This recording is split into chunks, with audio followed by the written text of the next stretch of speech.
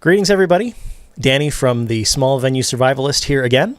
The weather here in Utah is getting a little warmer, so I've got a different hat on, other than the ski hat, the jester hat. And I am coming to you this time around with a case study. This case study happened to me this past Sunday. It was a situation actually that happened at church. I do sound at church and I do sound not at church. But interestingly, this did happen at a worship service, but don't let that scare you off, because it actually has relevance to other situations. And even in that same vein, with this being a case study, not all the specifics are going to apply to you. But I think you should take a look at this, because the general sort of problem-solving pattern, that kind of thing, may in fact be helpful for you. So this is what happens when the guitar player forgets the power supply to their guitar processor. This is one way of solving that problem. So check it out. Imagine the scene. You're setting up a band that has exactly one player with an electric guitar. They get to the gig and suddenly discover a problem. The power supply for their setup has been left at home. Nobody has a spare because it's a specialized power supply, and nobody else plays an electric guitar anyway. The musician in question has no way to get a guitar sound without their rig. At all. As in, what they have that you can work with is a guitar and a cable. That's it. So what do? Well, in the worst case scenario, you just find a direct box, run the guitar completely dry, and limp through it all as best you can. But that's not your only option. If you're willing to get a little creative, you can do better than just having everybody grit their teeth and suffer. To get creative, you need to be able to take their guitar rig apart and put it back together again. Metaphorically, I mean. You can put the screwdriver away. What I'm getting at is this question. If you break the guitar rig into signal processing blocks, what does each block do? When it comes right down to it, a super simple guitar amp amounts to three things: some amount of distortion, including no distortion at all, tone controls, and an output filter stack. The first two parts might make sense, but what's that third bit? The output filtering is either an actual loudspeaker or something that simulates a loudspeaker for a direct feed. If you remove a speaker's conversion of electricity to sound pressure waves, what's left over is essentially a non-adjustable equalizer. Take a look at this frequency response plot for a 12-inch guitar speaker by Eminence. It's basically a 100 Hz to 5K bandpass filter with some extra bumps and dips.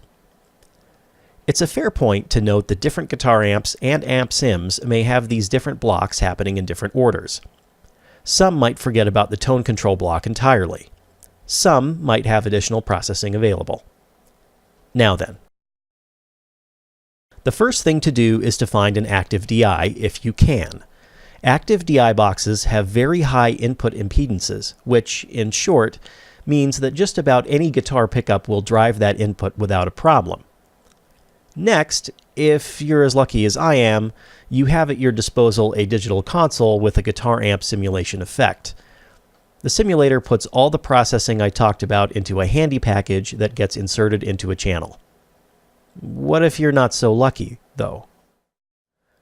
The first component is distortion.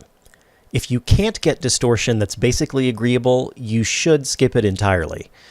If you must generate your own clipping, your best bet is to find some analog device that you can drive hard. Overloading a digital device almost always sounds terrible, unless that digital device is meant to simulate some other type of circuit.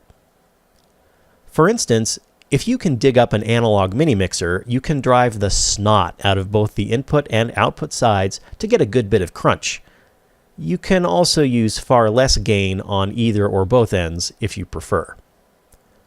Of course, the result of that sounds pretty terrible.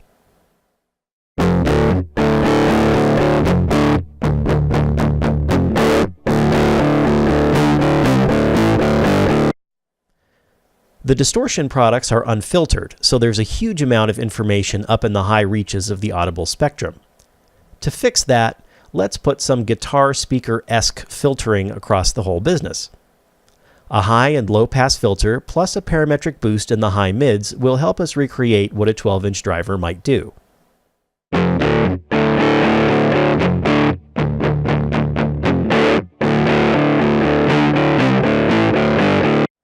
Now that we've done that, we can add another parametric filter to act as our tone control.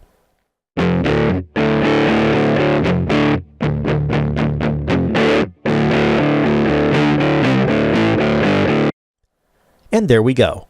It may not be the greatest guitar sound ever created, but this is an emergency and it's better than nothing. There is one more wrinkle, though, and that's monitoring. Under normal circumstances, our personal monitoring network gets its signals just after each channel's head amp. Usually, that's great, because nothing I do with a channel that's post the mic pre ends up directly affecting the monitors. In this case, however, it was important for me to switch the monitor pick point on the guitar channel to a spot that was post all my channel processing, but still pre-fader. In your case, this may not be a problem at all. But what if it is, and you don't have very much flexibility in picking where your monitor sends come from?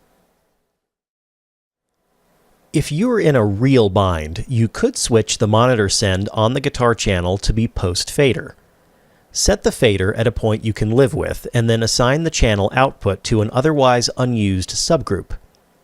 Put the subgroup through the main mix, and use the subgroup fader as your main mix level control for the guitar.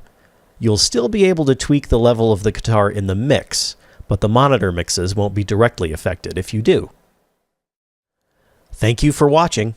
Please do remember that I do have a Patreon page. Consider contributing. Cheers.